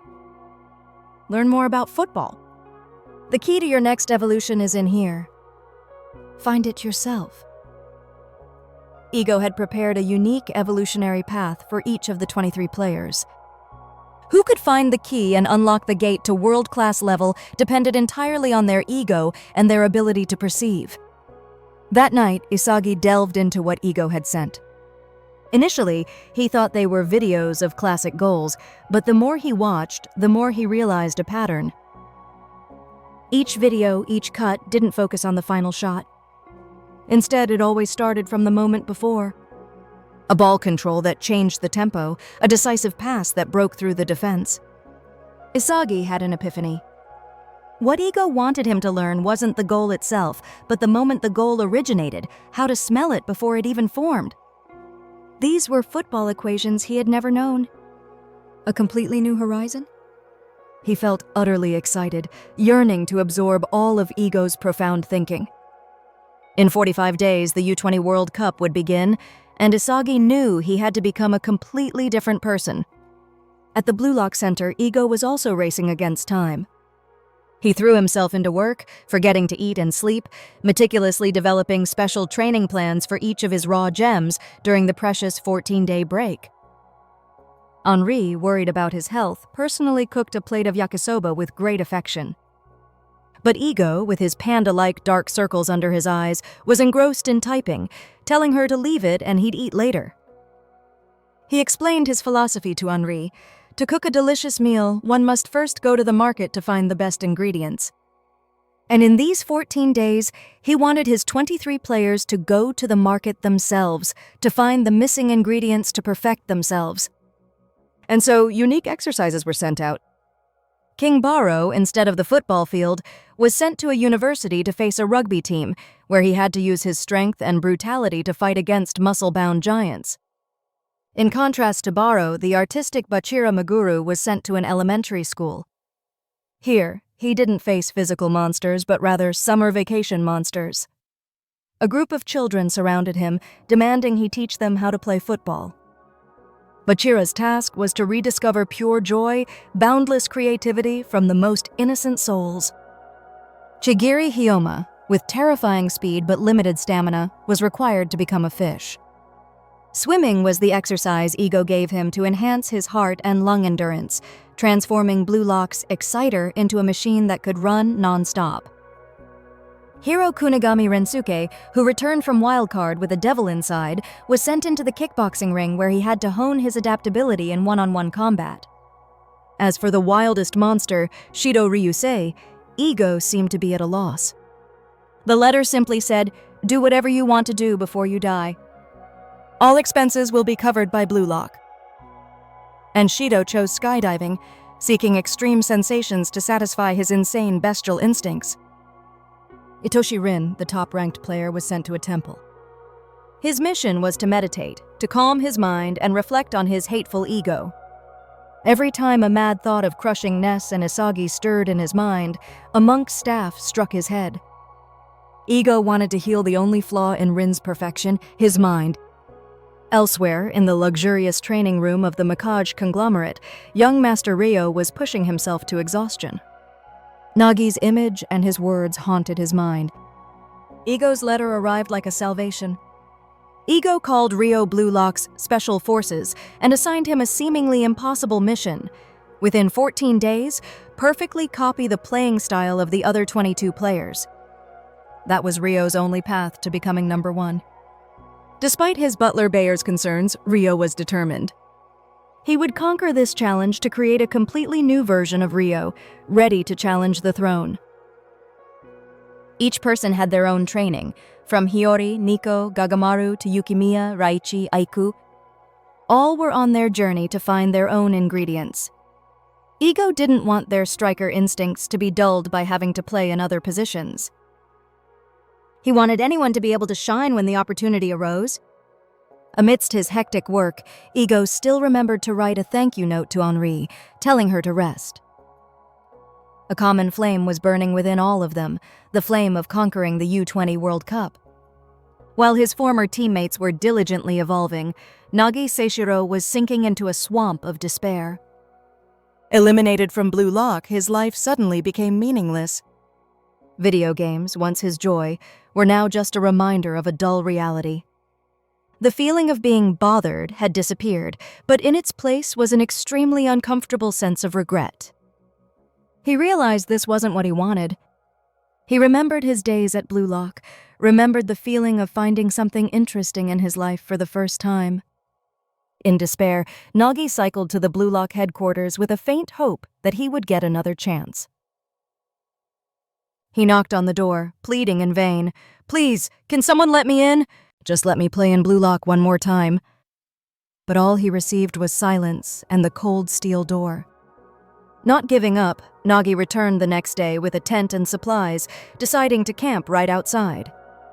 He juggled the ball, doing all sorts of tricks to get attention, but all in vain. Nagi's patience wore thin. He furiously kicked the ball at the door, yelling in frustration. That action finally yielded results, but not in the way he wanted. Henri, through the intercom system, coldly informed him that Nagi was trespassing and that if he continued, she would call the police. She emphasized that he and Blue Lock had parted ways. He was now an outsider. Those words were a fatal stab. Nagi collapsed. He realized how stupid and pathetic he had been to think he could whine his way back in. A sudden downpour fell as if crying for his shattered heart. He discovered that Rio had blocked all contact with him. The last connection had been severed. Nagi felt as if the whole world was moving forward, while he alone was stuck, lonely and lost. Time only stopped for him. He sobbed in the rain, and then, amidst the white downpour, a figure appeared, President Burasuta. He approached Nagi, who was in his most pathetic state, and posed a mysterious question. Good news or bad news? Isagi's study trip began in Barcelona, Spain, one of football's holy sites. Before heading to the stadium to watch the La Liga final between FC Barcha and Chicorit, Isagi stopped at a local restaurant. Here, he met a young man his age sitting alone with an impressive long scar on his face. Isagi struck up a conversation, and they quickly chatted about football. Isagi passionately spoke about his love, the beauty of tactics, and the evolution of modern football. The scarred young man listened, but in his eyes lay a deep sadness. He admitted he no longer understood himself, and sometimes seeing people happy with their passion made him want to die even more. The conversation ended when the young man hastily left. Isagi, both curious and a little worried, quickly went to the stadium. He was overwhelmed by the intensity of tens of thousands of spectators, a fervent passion he had never experienced. When the two teams stepped onto the field, Isagi was stunned. The scarred young man he had just met at the restaurant was standing in FC Barcha's starting lineup alongside superstar Lavinho. Isagi quickly looked him up and learned the truth. He was Bunny Iglesias, one of the 11 new generation geniuses, FC Barcha's main striker. The match began, and Isagi witnessed Bunny's terrifying talent firsthand. From a pass by Lavinho, Bunny leaped to an unrealistic height, unleashing an unstoppable thunderous volley. The entire stadium erupted. Isagi was overwhelmed, realizing that this was one of the monsters he would have to face at the U20 World Cup. At the same time, elsewhere, Itoshi-sai was also watching the match.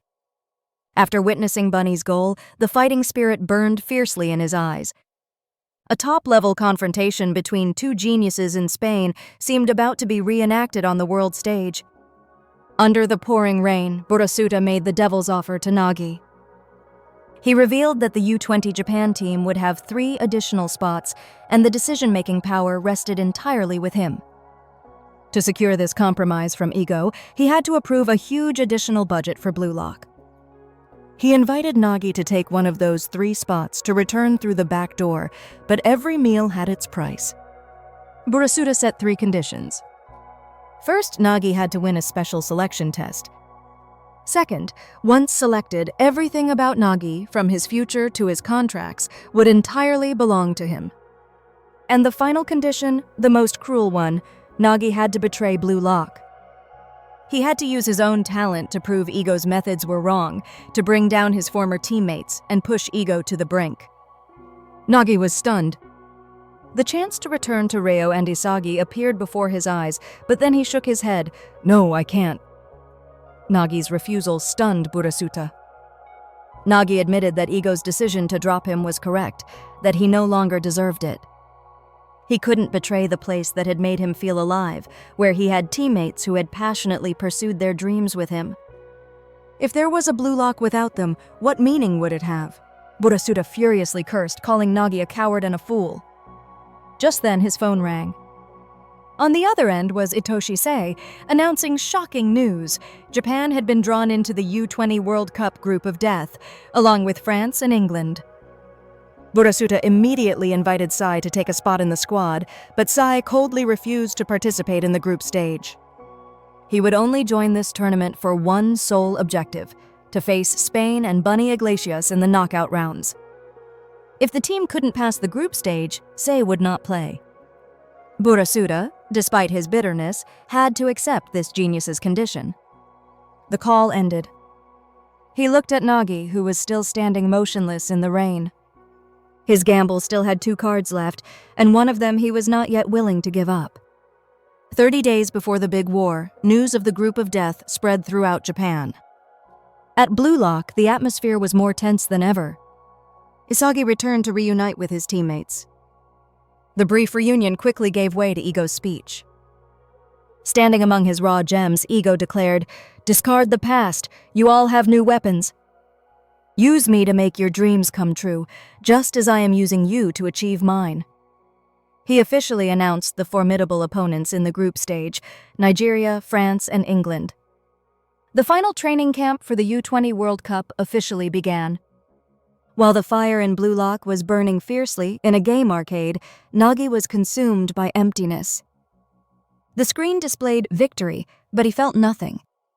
He wavered between 2 choices: accept the offer from Manchester City to become a professional player, or accept Burasuta's devilish deal to return alongside Reo and Isagi. He wondered if he loved football or Blue Lock, what his ego was searching for.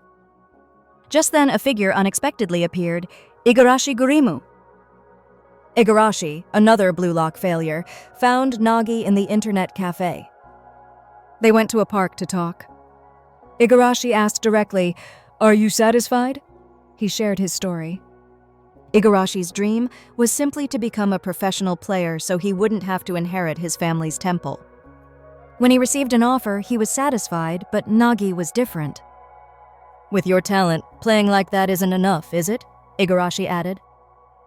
When Nagi revealed the president's offer and his refusal, Igarashi exploded. He yelled in anger and envy. He accused Nagi of being Blue Lock's biggest traitor. Not for refusing the president, but for abandoning the egoist philosophy when he passed the ball in the decisive match against Barcha. In Blue Lock, everyone had to risk their lives, compete fiercely, and eliminate each other to rise.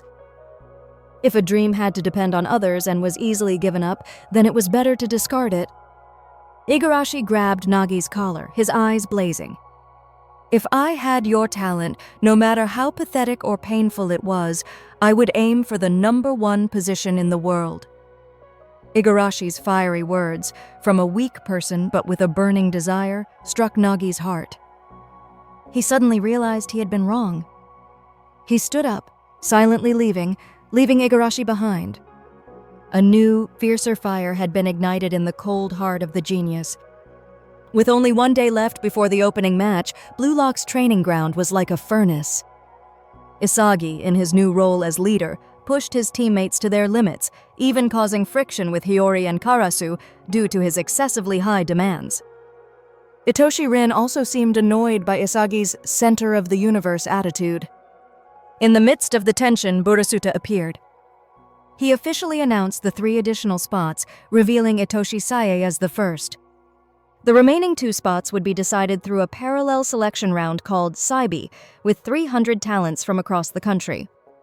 And the most shocking name on that list was Kira Ryosuke, Japan's football treasure, the first person Isagi eliminated from Blue Lock. The players were confused, but Ego quickly reassured them. He affirmed that it was merely a money-making scheme by the Federation, and he would exploit it to add necessary players like Sei. He declared that his philosophy would never change, and as long as his ego burned, he would not yield Blue Lock to anyone. Ego's words once again ignited the team's morale. That evening, Ego announced the starting lineup for the match against Nigeria. Meanwhile, outside the brightly lit Tokyo Dome Stadium, a figure silently approached: Nagi Seishiro.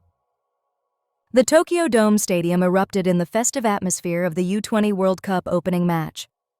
The commentator's voice boomed, announcing the starting lineup for U20 Japan one by one. Goalkeeper Gagamaru Jin, defense Oliver Aiku, Ariu Jube, Nico Iki, two wings Chigiri Hyoma and Hiyori Yo, midfield Karasu Tabito, Mikage Reo, and Bachira Maguru, two strikers Itoshi Rin and Isagi Yoichi. As each name was called, Nagi, wandering outside, sank deeper into his thoughts. He realized he had been wrong. Rio was no longer his sole motivation. Facing Isagi wasn't everything either. What he truly yearned for, what made his heart scream, was the intoxicating feeling of becoming the center of the world. The feeling of a god. A crazy decision flashed. Nagi dashed forward, breaking through the security barriers trying to stop him. He infiltrated the VIP area and found Burasuta sitting there. Facing the money-grubbing Burasuta, Nagi, with the fiery gaze of one reborn, asked, "Hello, Mr. President, do you have a spot for me?" He took a deep breath and declared, "I want to become the best in the world. I don't care if I have to crush Blue Lock itself." Meanwhile, on the field, the kickoff whistle blew. Isagi stood at the highest position in the attack, feeling a surge of energy. He exclaimed, "It's time to reach the top." The battle to conquer the world has officially begun. The opening match delivered a classic showdown, Japan vs. Nigeria. In the stands, cheers were ready to erupt. And on the field, the warriors from the Blue Lock Academy were eager to embark on their campaign to conquer the pinnacle.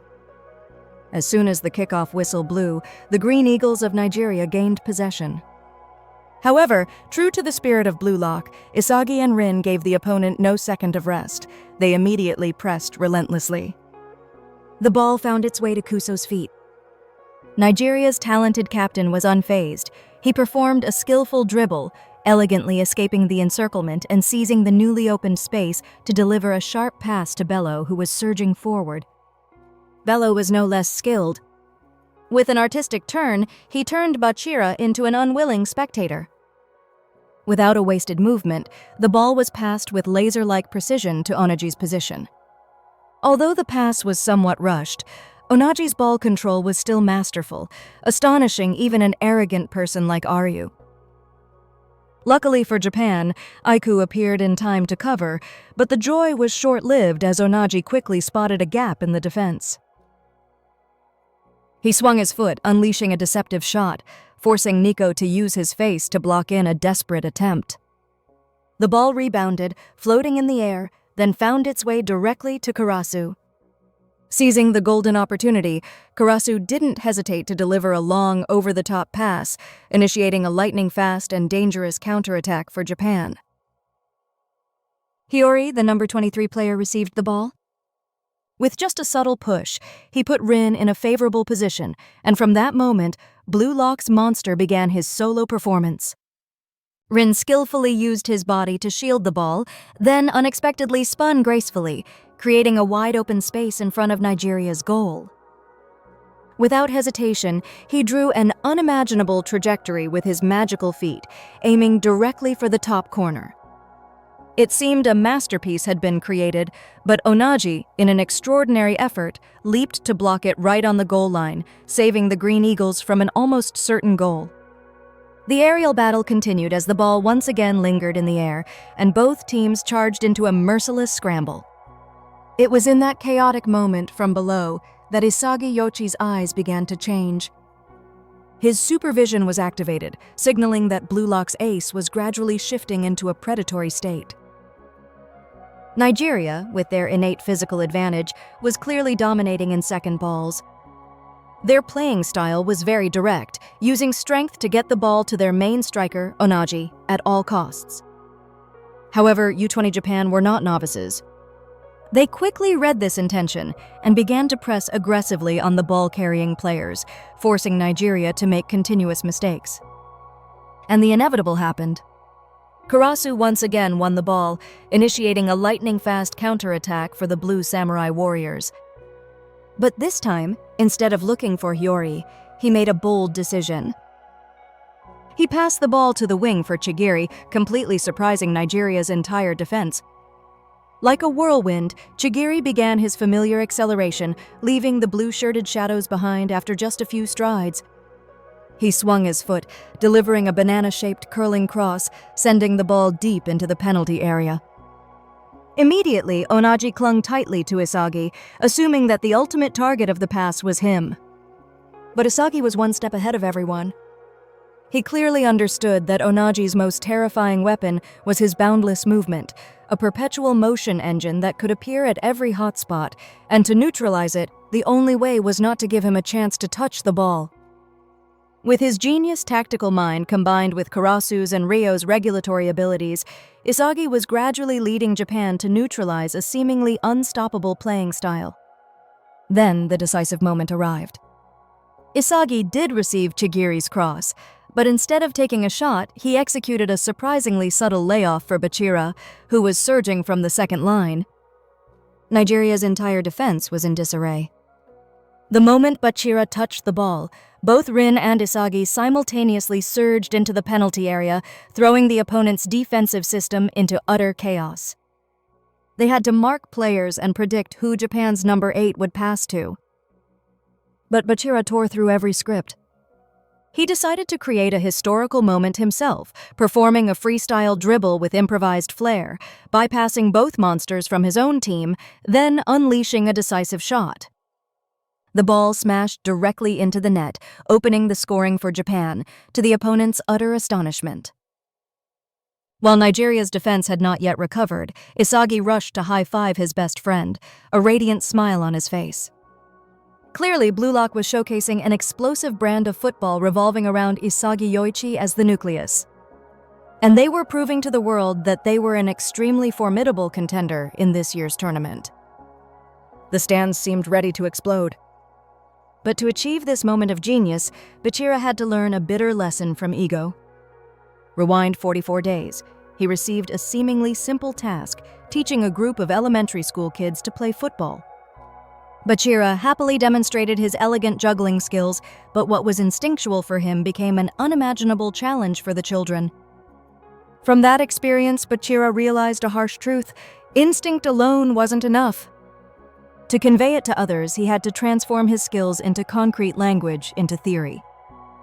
This coincided with what Ego had written in his letter: "Learn by teaching, and you will understand yourself." The moment the children learned to juggle the ball was when Bachira had an epiphany. He realized that until then, he had played football purely by instinct, and more importantly, he had defined his core talent. It wasn't passing, shooting, or control, but dribbling. Ego's lesson reached his innermost self, reawakening his primal joy for the ball, and the result was the brilliant goal against Nigeria. A resounding affirmation of Bachira's unique brand. The intensity of the match did not diminish. Onaji, though greatly impressed by Bachira's goal, saw his fighting spirit not wane but surge even stronger. He and his teammates resolved to find an equalizer. Maestro Kuso immediately devised a new strategy: deny Isagi the ball, and all attacks must go through Onaji. The responsibility of marking Nigeria's main striker was given to Ariu, who was extremely confident in the jujutsu skills he had recently acquired. His technique was called unfolding the realm of jujutsu. This technique allowed Ariu to read every minute movement in his opponent's body and eyes, thereby predicting their actions. Thanks to his realm, Ariu shadowed Onaji like a ghost, forcing the striker to pass back to Kuso. But Nico was waiting, with his hardened physique forged through days of frantic weight training.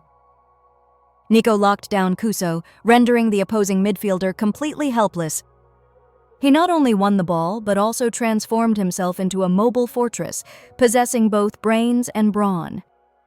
As soon as Nico neutralized Kuso, Isagi immediately moved, drawing an opposing defender, and opened up a deadly space to pass the ball to Ryo.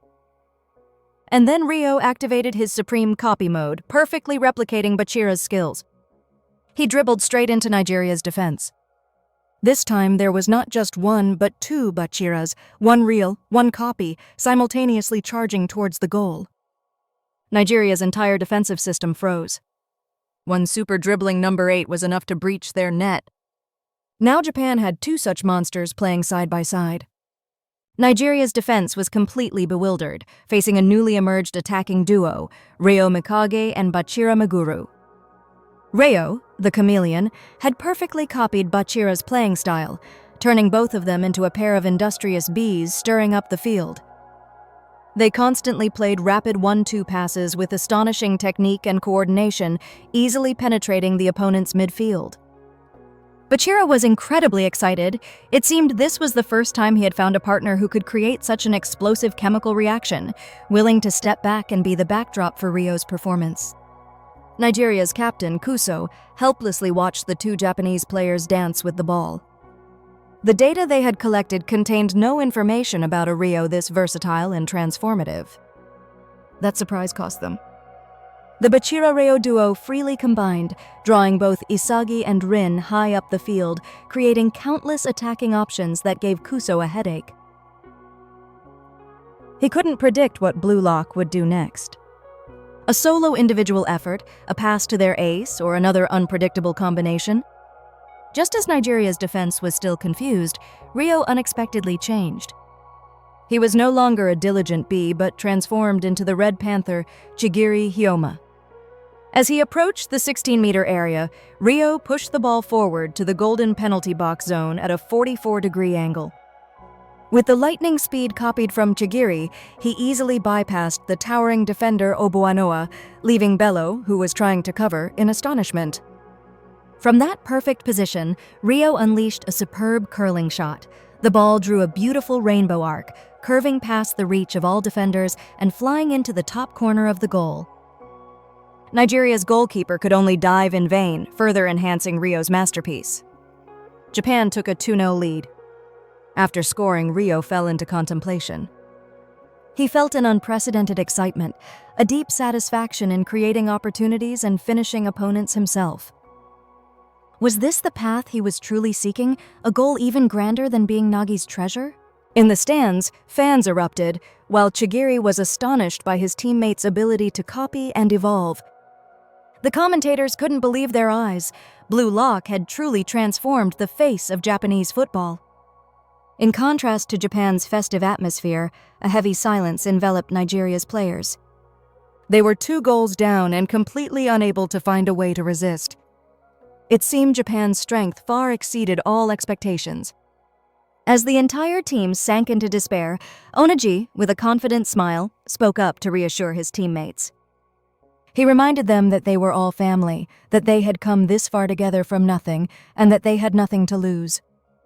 Onaji's encouragement triggered a flashback, taking viewers back 12 years to an orphanage in Lagos. 4 boys, Kuso, Bello, Obuanoa, and Onaji, grew up there together. At that time, Onaji was a new, quiet, and solitary boy. Kuso tried to befriend him, saying they were all family, but Onaji remained silent. Until one day, when provoked, Onaji unexpectedly revealed his innate football talent. He dribbled with extraordinary speed and skill, easily bypassing all 3 friends. The climax came when Onaji pushed the ball into the air, used Obuanoa's head as a springboard to jump, and unleashed a powerful shot. From that moment, he not only integrated but also became the hope, the leader of his family. Back to the present, powered by shared memories, the 4 Nigerian brothers regained their fighting spirit. With faith in family strength, they were ready to turn the tide. However, their opponent was Blue Lock, where the power of ego reigned, and the Demon King Isagi Yoichi awaited to extinguish all their hopes. The match between Japan and Nigeria was in the final minutes of the first half. Despite being 2 goals down, the Nigerian players' spirits had not collapsed. From the other side of the battlefield, Kuzo, the team's brain, calmly reanalyzed the situation and bitterly realized their fatal complacency. He admitted that Blue Lock was the strongest opponent they had ever faced, but with the strength of brotherhood, they would never give up. In Kuso's eyes, the Japanese team was operated by 3 unshakable pillars. In defense was the wall Oliver Aiku, whose comprehensive vision and superior defensive skills had broken countless Nigerian attacks. Holding the midfield was the master of tempo regulation, Karasu Tabito, who used his composure and provocative words to shake the opponent's mentality while completely controlling the flow of the match. But the most terrifying, the one behind it all, was the devious architect Isagi Yoichi. Kuso was stunned to realize that the entire game from the beginning had been in Isagi's palm. The Demon King had turned their main striker Onagi into prey, setting up fake attacking traps just to wear down their stamina and morale. Every Nigerian attacking move was calculated and neutralized by Isagi from its infancy. He not only read the opponent, but also placed absolute trust in his teammates, orchestrating one-on-one confrontations that were most favorable to his side. Isagi was the conductor of the Blue Lock Circus. Thus, he found the most perfect paths to victory. Determined to break this setup, Kuso decided to stake everything on their brightest star. A long, intentional pass was launched by Kuso, heading straight for Onagi's position. With an extraordinary leap, Onagi controlled the ball skillfully, leaving two Japanese defenders behind. That moment recalled the first time they played football together. As orphans, it was Onagi's innate talent that ignited the dream of becoming professional footballers for all of them. Kuso believed that with Onagi, every dream, no matter how grand, could come true. He was their beacon of hope, the one who had led all four brothers, Kuso, Onagi, Bello, Oboanoa, to the African Youth Championship title. Back to reality, with only seconds left in first-half stoppage time, Kuso knew this was the last chance to rekindle the team's spirit. He clearly understood that Onagi's ultimate weapon was not only limitless stamina, but also his absolute dominance in the air. He launched an absurdly high cross, a ball that seemed impossible for anyone on the field to reach except Onagi. Isagi and Aiku tried to jump and intercept, but they could only helplessly watch Onagi soar in his own space. From above, Onagi arrogantly declared he would dethrone Demon King Isagi. But he had forgotten, or perhaps never known, that in Blue Lock's goal, there was no ordinary player. There was Gagamaru Jin, a goalkeeper with the instincts of a wild striker. In a short flashback, Gagamaru's special training under Igo Jinpachi's guidance was revealed. To hone Gagamaru's extraordinary reflexes, Igo had him practice catching cannonballs fired from an accelerator. The goal of this rigorous exercise was to refine his primal reflexes so his body would act before his brain could think. And now the results of that training were evident. Onagi unleashed a full power shot, the ball heading directly for the top corner, carrying all of Nigeria's hopes. But before Gagamaru's eyes, time seemed to stand still. The lightning-fast ball suddenly became as slow as the cannonballs he used to train with. His body reacted automatically. A hand reached out, mercilessly extinguishing the opponent's light of hope. Isagi saw that scene and smiled smugly. Immediately after the incredible save, the first-half whistle blew. The stands erupted in excitement, while his teammates froze, realizing that the evolution of Blue Lock's monsters had surpassed their imagination. Japan confidently went into halftime with a 2-0 lead. 2-0 after the first half, an incredibly perfect result for U20 Japan. Blue Lock's strength had been proven on the world stage. However, the match was not over, and the real opponents had yet to appear. Would Isagi and his teammates maintain their advantage? And don't forget, Nagi Seishiro was ready to do anything to return, even if it meant crushing his former teammates. The real battle had only just begun. And today's video ends here. Thank you for watching. See you in the next summary of Blue Lock. For now, goodbye and see you again.